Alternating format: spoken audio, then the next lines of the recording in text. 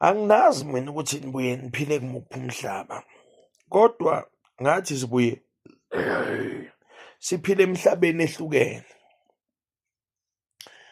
Uyazi, hayi, mina ngisho kulo mhlaba lo esiphila kuwo, esithakathwa iy'hlobo zethu, abangani bethu, omakhelwane, ngisho kulowo mhlaba mina. Makulowo mhlaba-ke ake sixoxe kancane. Umthakathi, bakhona abathakathi abangabaprofethi, abaprofethayo nje ababoniswayo. Khona umthakathi okwaziyo ukubona ikusasa lempilo yakho ukuthi wena kusasa empilweni uzoba njani. Ukhona umthakathi okwazi ukubona ukuthi ikhaya lakini in future lizoba njani. Akuphuthume, hayi akuphuthume. Kukhona abantu abangazange benake, baphuthunywa nje besasesikoleni, baphuthunywa nje masishane besafunda.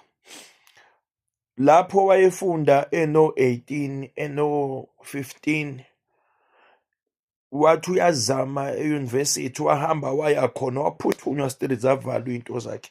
Namhlanje una-32, namhlanje una-35, una-45, akukho kwake kwamlungela, waphuthunywa. Khona amakhaya owabonayo ukuthi la makhaya kumele ngabe ase-achievini, aphuthunywa nje, aphuthunywa. Khona umthakathi okubonayo umakhelwane noma omamncane wakho ukuthi lo uzoshada nale ndoda yakhe, akuphuthume nje. Phuthuma, avala inzala, avala umshado.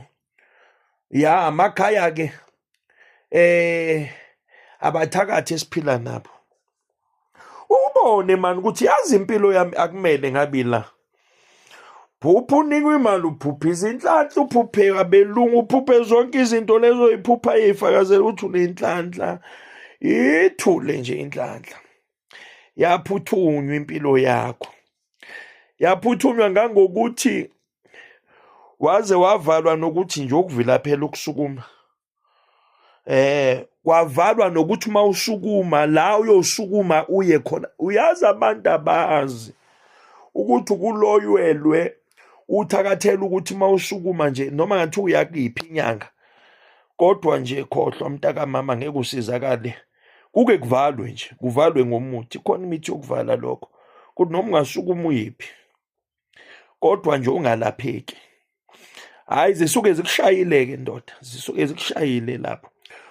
Uye kumuntu owaziwayo kuthiwa lona umndebele uyasiza, wena uye ungasizakali. Kushintsha umuntu, ushintsha udokotela, uye kudokotha bani kufane.